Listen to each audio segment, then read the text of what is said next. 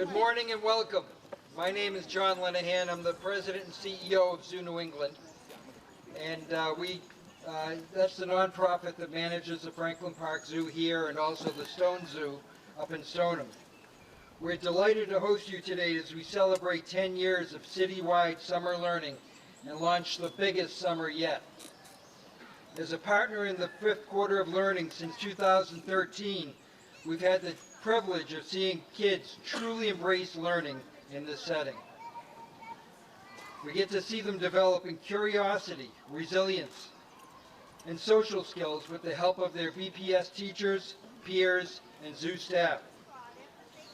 Last year, as I and many others got to review their final projects, along with the students' interpretation of them, I got to see a real sense of pride and accomplishment in one young student in particular. Not that they all show it, but this one stood out. He kept tugging at my sleeve until I would come see his project and hear with pride the ocelot habitat he had designed. Not only was he an expert in conveying how much he had learned about ocelot biology and behavior and how his habitat provided environmental enrichment for the ocelots, but then he went on and went into the physics of the pulley system he had designed to safely let the animals on and off exhibit. His knowledge, research, and pride came through with an enthusiasm that really lit up the room. He displayed a real sense of stewardship for the animals that you just don't see in a child his age.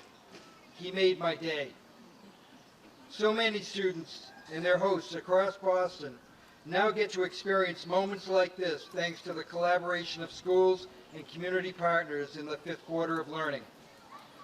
Boston's outstanding and improving public education system and opportunities such as this, they don't happen by accident. As you can see by those that are here, it takes a real collaboration and commitment from leaders and teachers across the spectrum. I should mention while I'm here that last year at about this time we were hosting the mayors from across the country here, and there were so many that came up afterwards and followed up afterwards about this program, which they were all jealous about, and they kept sending questions and creating new contacts. So it really is a program to be proud of. We're excited to celebrate the anniversary with all those of the fifth quarter of learning who are taking summer learning to new levels by making it relevant and hands-on and engaging for Boston's kids. With that, I'm proud to introduce our mayor, Marty Walsh, to say a few words about this exciting milestone and what's ahead for summer learning. Thank you for being here.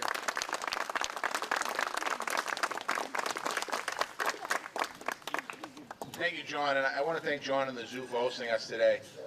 Last year we did have the mayors from across America here. I think we had about 60 mayors here, and they were really excited, first of all, coming to the zoo in the middle of the city, but they were more excited about learning about what we're doing in Boston to take that model across the country. So I want to thank you, John, for your hospitality that day, and thank you for your hospitality this day. I also want to thank Boston After School and Beyond for your work on summer learning. You do some amazing work here, so thank you for that. Thank you everyone here for helping us celebrate the fifth quarter of learning. There's a couple special groups of guests here. So the first, I want to thank the students from the Chittick School that are here. I want to thank you for being here. And I'm excited about that. And I want to thank the students from the Harvard-Kent School who are with us today. And they're going to join other kids and other students from Boston schools as they apply math and science lessons to the real world. So this is going to be their classroom, which is amazing. We also have our new superintendent of Boston Public Schools with us today. Brenda Cassellius is with us today. I want to thank the new superintendent who's been busy meeting people and talking to people and doing so many great things in our city. We're excited about her 13-year tenure here. She just deemed a phrase that we're going to use. The incoming class of next year, the pre-kindergarten, is going to be Brenda's baby. So we're going to be working towards making sure that when that class graduates high school, we're actually putting on a real strong pathway to college or career. It's something that we're all looking forward to. And I know that I want to thank Paul Grogan and other folks here, Neil Sullivan and so many other folks that are here today that do amazing work in the city of Boston, oftentimes quietly behind the scenes. James from the YMCA They don't really talk about it. It's quietly done, and I appreciate the work that you're all doing here today. The type of learning that we're talking about, bringing the city to the classroom, is happening all across our city, from the Harbor Islands to the Blue Hills, and in neighborhoods, workplaces, and colleges, and everywhere in between, something that's really important. In September, the students that are going to learn this summer will return to the classroom ready to learn, because they've benefited from what we call the fifth quarter. Research shows us that summer learning can help kids develop math, reading, and social emotional skills, something that is really important. And one of the things that we've seen over the years is when the school year ends in June and kids come back in September, they actually don't retain all the information they have. Some kids will read and do homework and do things at home, while too many don't. And this is an opportunity for us to really make sure these young people are on such a strong path.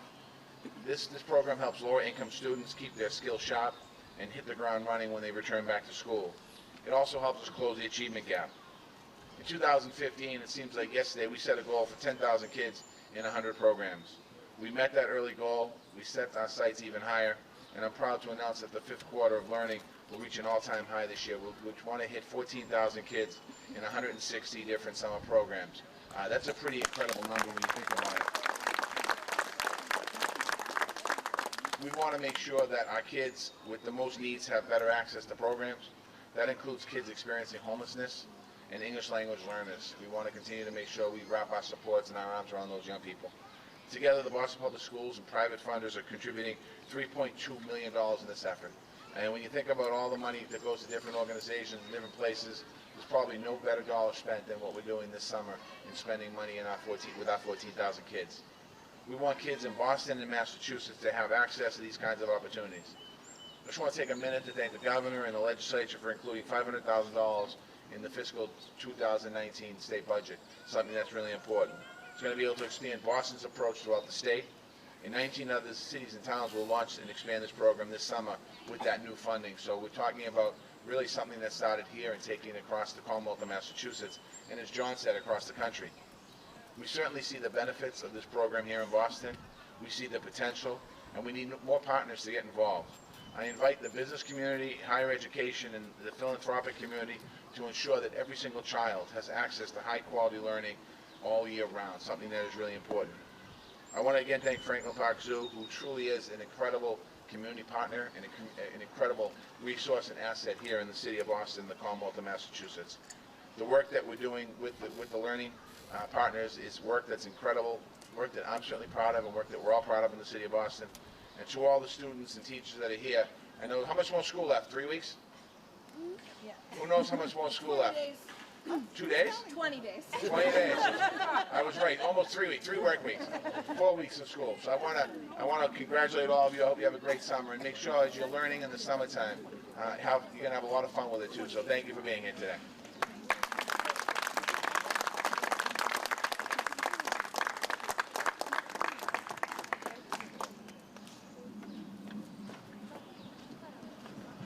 Thanks, Mayor Walsh. My name is Chris Smith. I'm Executive Director of Boston After School and Beyond, and we're so proud to partner with the city and the Boston Public Schools. And this year, as the Mayor said, 160 programs in order to reach 14,000 kids. We're here to celebrate 3 things. The first is the largest, most diverse summer network yet. As the Mayor said, we launched a goal in 2015. Back then, we had 79 programs and 6,500 young people, so we've officially doubled as of this year. And what that network represents are new opportunities to learn.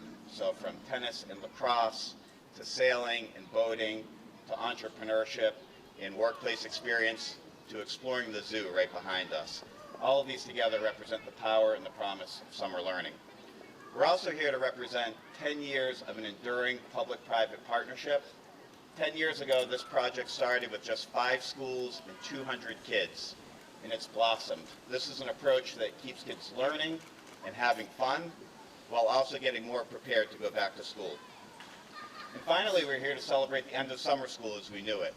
So now the Boston Public Schools puts out over $3 million in a competitive process in order to find the most enriching experiences for young people, so that they actually want to come to the program.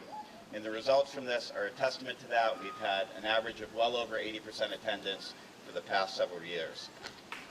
And all of that together, what that produces is more background knowledge so that young people can make connections between the real world and what they're learning in school. Skills like critical thinking, collaboration, and perseverance that will help them navigate not only school, but also college and life. But more important, arguably, are the innumerable benefits of making new friends, exploring new places, and developing a sense of belonging, identity, and purpose. And so we're so pleased to be a part of this and to work with the Boston Public Schools. With that, I'm going to turn the podium over to the Chief Academic Officer of the Boston Public Schools, Charles Granson. Charles is particularly effective in this regard. He has a background in summer learning and youth development, and he's brought that to bear in this leadership role for the Boston Public Schools. So please welcome Charles Granson. Good morning. I didn't hear any of the students over there. Good morning. All right. Great. Thank you, Chris, and thank you, Mr. Mayor, and also thank John from the zoo.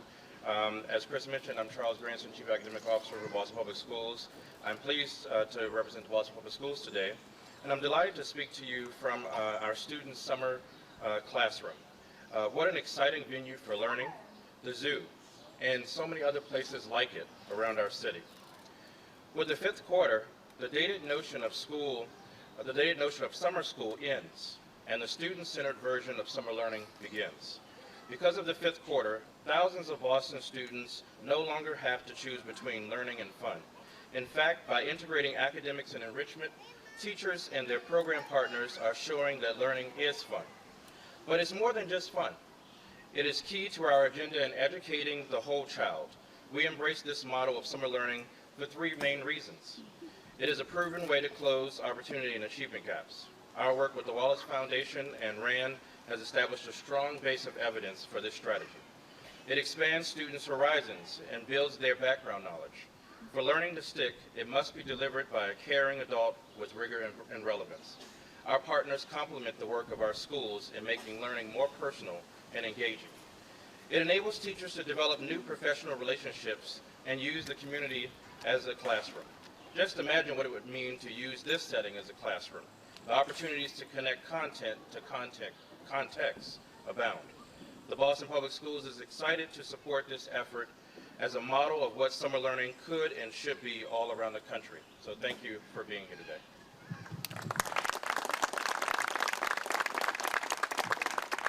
And I'm going to now, the great pleasure of introducing one of our principals, principal of the Chittick Elementary School, Michelle Burnett.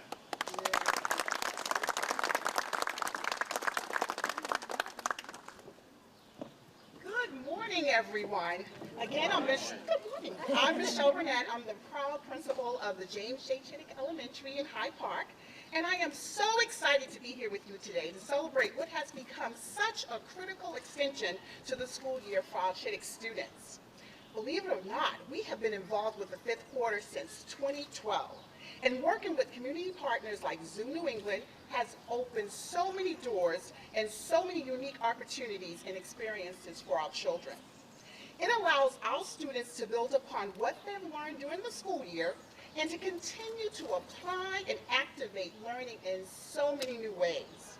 They're gaining new skills in a new, exciting setting. Imagine coming here every day to learn and establishing deeper connections with their teachers and all of the community partners. We're so fortunate that one of our fabulous teachers is actually the site coordinator, Dawn Chaya, for the summer learning program. So those relationships are being made. Also, we have a lot of staff members. One of our paraprofessionals, Stephanie Bello, is actually one of the teachers in the program. So again, the children can continue to make those connections with adults that they work with on a daily basis. And the bottom line, not only are our children learning, they are having fun learning. Research states that students can fall behind an average of 2 months in reading during the summer. And summer slide is cumulative.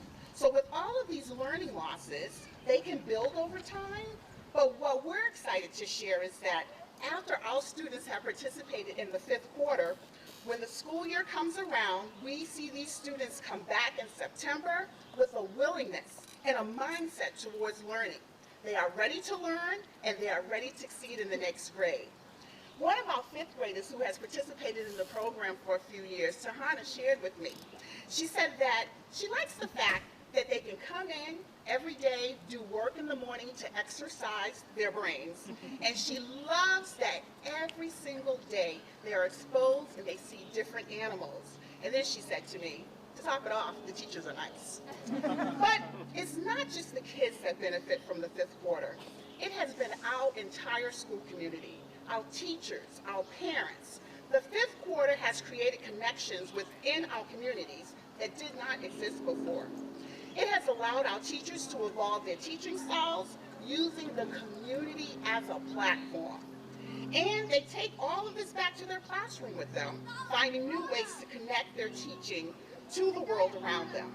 And for our parents, they know that their child will spend the summer in a safe, engaging environment where they are learning and having fun and making connections and building new skills. So we are so grateful for all of these years of this wonderful partnership and the opportunities that the fifth quarter has brought to our school community, and only see it benefiting more Chittick students, more teachers, more families in the years to come. So as you can see, we are ready for summer learning. Thank you so much.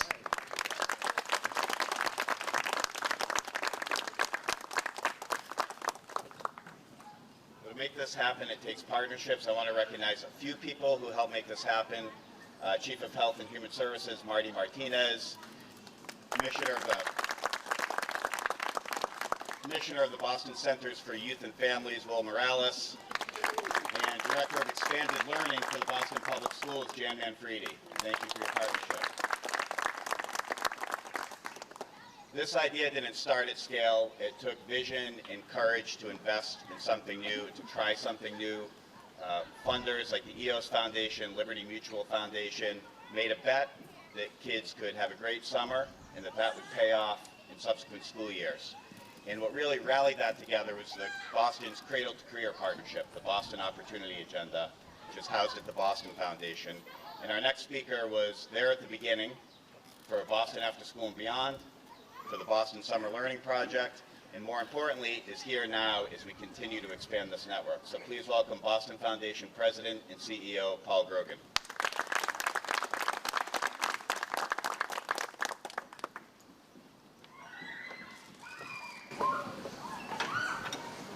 Well, Chris, thank you so much, and I'm delighted to represent the philanthropic sector at this gathering today. This is a magnificent achievement for all the reasons that have been cited, and I doubt that there is anything like it for summer for kids like this in any other city.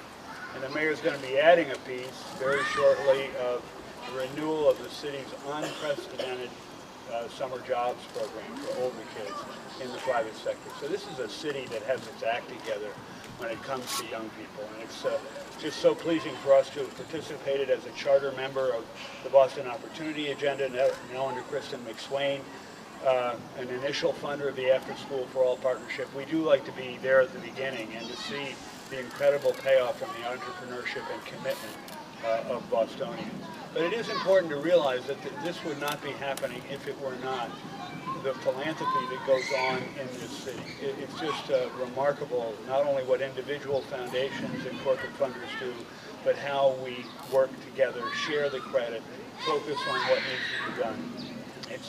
It's inspirational to see what's happened here. I also want to say a special word about the mayor. You know, one of the things that is problematic in our political system is you have a set of people in office and they do a bunch of things, maybe very good things, and then they're succeeded by someone else who says, well, I want to do this my way. And they start over, and the learnings and the experience that could have been garnered from the previous effort are lost. And there are reasons for this. Politicians want credit for the things that they do. It's built into the system. We have a mayor who is just looking at things on the merits. Whether it was his idea or somebody else's idea, doesn't matter. Does it work for kids? Does it work for this city. So, Mayor, I really want to thank you so much for embracing the fifth quarter as opposed to wanting to start your own thing. You're building and adding to what we've got, and I just so appreciate that. Thank you. Finally, I just want to greet, as I had a chance to do a moment ago, the new superintendent. It's wonderful that you're out there here today. And as I thought about that, you know, you're going to have a daunting agenda. You don't have to do this. This is ready for you, and you will add to it, but you don't have to do it, and you'd have to do it if it didn't exist. So we hope you feel that you're walking into a situation, if this is any example, walking into an era of great, great progress under your leadership. Thank you.